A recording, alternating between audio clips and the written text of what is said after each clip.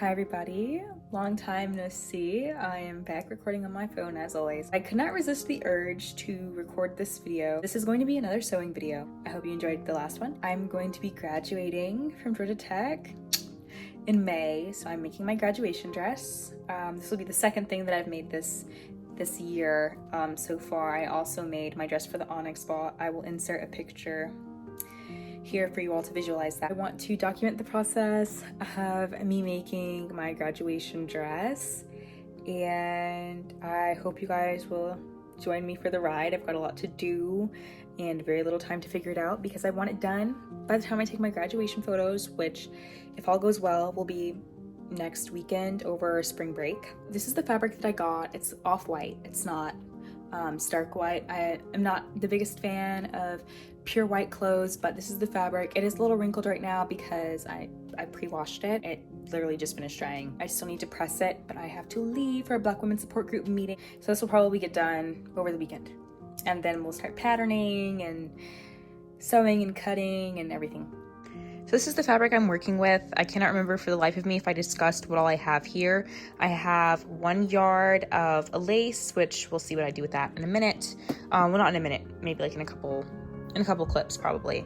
And then I have my lining, which is also a stretch fabric. I have 5 yards of this, and then I have my main fabric, which is also a little bit see-through, hence why I got a stretch lining to go with it. But there's also 5 yards of this. So in total, I've got 11 yards of fabric to iron. So looking at the lace more in depth, it's really like, it's not wrinkled at all, so I'm not even gonna bother ironing it. I'm just gonna fold it up and put it to the side. And in that case, I only have 10 yards of fabric to iron. Okay, so I am getting started. You can see the ironing board in the back, and I'm currently washing my sheets. So I was using my bed to do some of the ironing because, like I said, I have about 5 yards of fabric, and ironing 5 yards of fabric on a little tiny ironing board is tedious and too much work. I have some patterns that I'm going to be using for the skirt. The bust, however, I will be patterning, the bust and the sleeves I will be patterning completely on my own.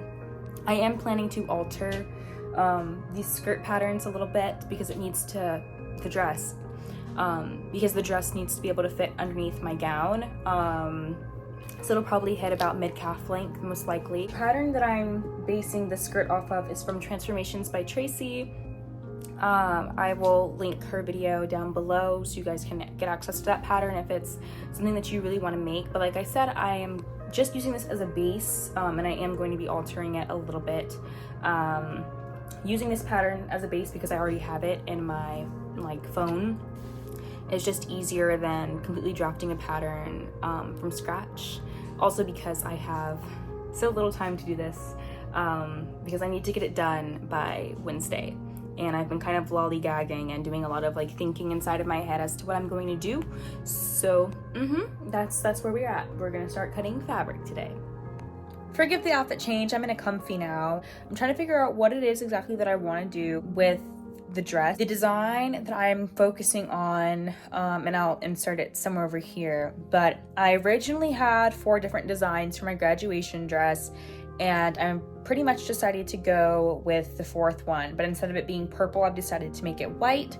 So at this point, I've essentially cut out all of my pattern pieces, and I'm trying to figure out how I want to lay my lace, whether or not I want this curvy-ish part to lay over the skirt, or if I want it to just go underneath and just be well, not necessarily go underneath, but if I just want it to be essentially like this, just straight, flat, flat lines.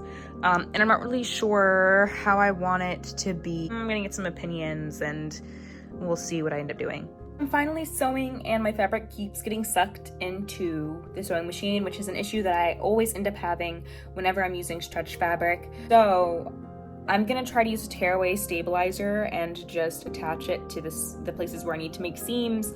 Hopefully that helps it a little bit because it's getting really annoying trying to do this over and over and over again. So I just want to give a quick update. No progress is being made because I've discovered that the timing on my sewing machine is broken. So now I'm having to fix the timing on my sewing machine, which means that I'm going to be opening it up and performing a little bit of surgery to fix that, which is going to take me probably a couple hours. I was hoping to at least have the skirt done today. I'm going to run to the store for my dad, eat dinner, and then tackle the timing, and then hopefully the sewing will improve. And if it doesn't improve, then I have no idea what I'm going to do, because there's a specific stitch that only this machine has. Out of my 2 machines, I have 2. I have a white one and this heavy duty, Singer Prelude and the heavy duty machine. But the Prelude does not have the stitch that I'm using that's on this one. The stitch that I'm using for my fabric, since it is stretch fabric, I don't know if I said that earlier, it's a combination between a straight stitch and a zigzag, which is really great for giving the fabric a lot of give, which is why I'm using it. My Prelude had a timing issue previously, but the difference between the Prelude and this machine is that on the Prelude, I can just easily like reset the metal ring by just taking it out and putting it back in the proper position. This one, I can't do that. They're not built the same way mechanically, so I have to go in and essentially play around with the motor. Whatever, I don't care. I have stuff to do. So I'm going to end this video now.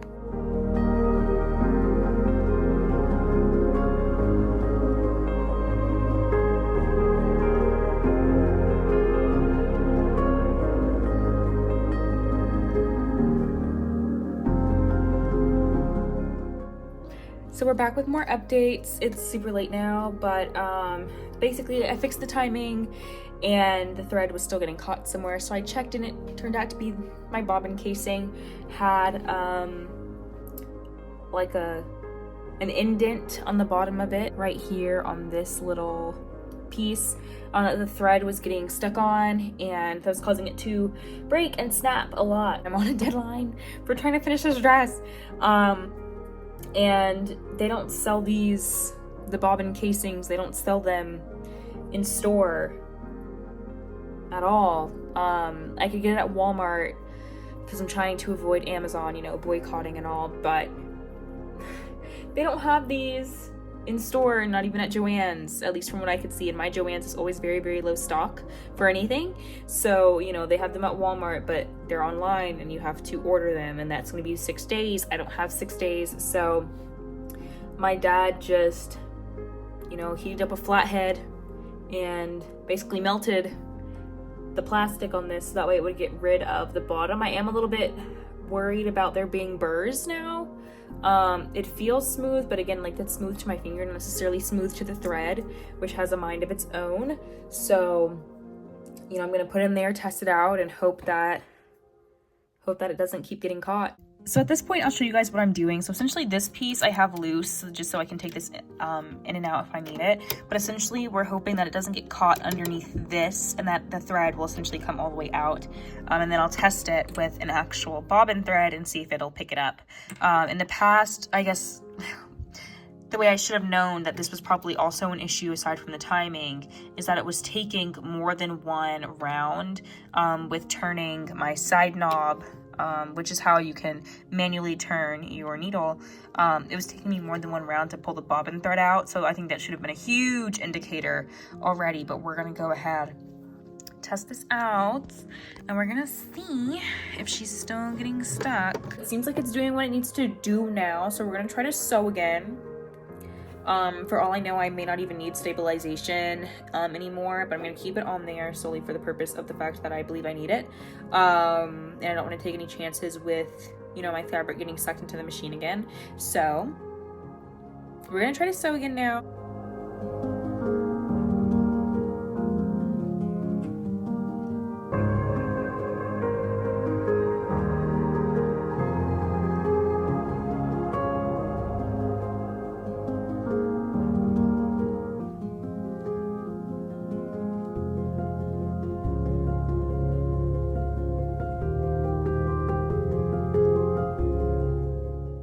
Gonna be a wrap on today. So I finished both the front and back halves of the skirt, and I think that it's turning out really pretty. I have the lining for it as well, but I think I'm gonna have to make the lining a little bit longer. May add some additional fabric to the bottom of it because I'm not sure how much additional fabric I have left, especially when I still have to do the top half of the dress. So that's the bust and the off the shoulder sleeves. That's pretty much it. Like, this dress doesn't have a zipper, it's no like specific closure or anything like that. So the skirt pieces are done. All I have to figure out how to do is the bust part, which shouldn't be too long. So tomorrow I'm hoping to finish the bust and all that jazz. And yeah, it's coming along. It's a new day. Excuse the camera angle, y'all are on the floor. I was working on some patterning stuff, you know what I'm saying, a little figuring out how I'm gonna do the bust for today. The goal for today is for me to finish this part. Essentially, the bust part will attach all the top pieces, so bust to back, and then start attaching I guess respective skirt pieces and all of that. For now, I've just done a little bit of math and stuff to figure out the top. So basically, this is my pattern piece, right? So it has the width and the length. The length is really I guess it is kind of the length, but it's basically how long the bust piece is going to be. I just used an arbitrary like 9 inches, pretty much measured from like the top of my bust to the under bust and like an inch or two below that, just in case I need a little wiggle room. For the width, it's half of my bust length, and then you can, I guess typically you would add a couple inches. I'm subtracting because I'm using a stretch fabric and I don't want it to be too big. And in the past, when I've worked with stretch fabric, it ends up being too big if I use my exact measurements. I'm using exact measurements with no seam allowance for the skirt and everything, and I trialed that and it worked out well. For this, however, I don't want it to just like sit there. I want it to stay, and I need her to stay.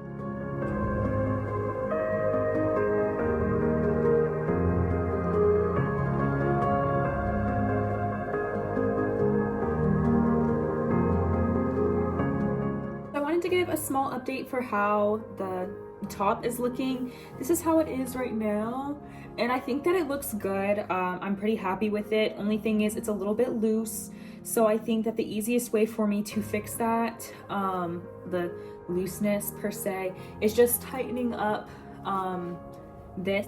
So that's what the bodice is looking like so far. Yeah, I am gonna make a couple alterations and take in a little bit more from the back. My hair is looking insane. It's almost 9 p.m. now.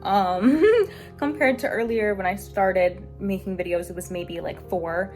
And my hair looks a mess. I need to wash it and do all kinds of stuff. So I'm gonna be wrapping up for the day soon. I made these really pretty lettuce hems using my serger.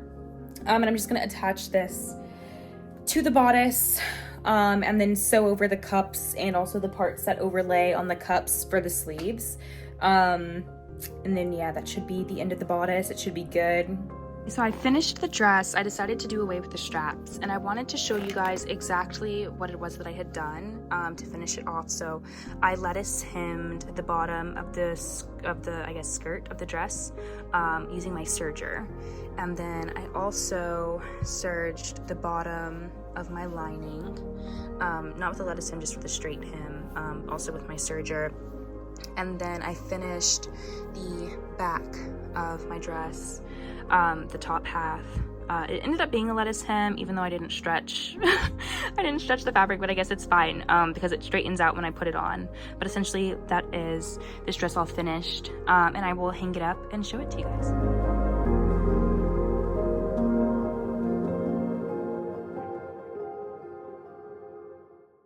I apologize for looking crusty, but I also just woke up. So yeah, that's all. Thank you guys so much for watching this video, and hopefully I'll catch you guys in the next one.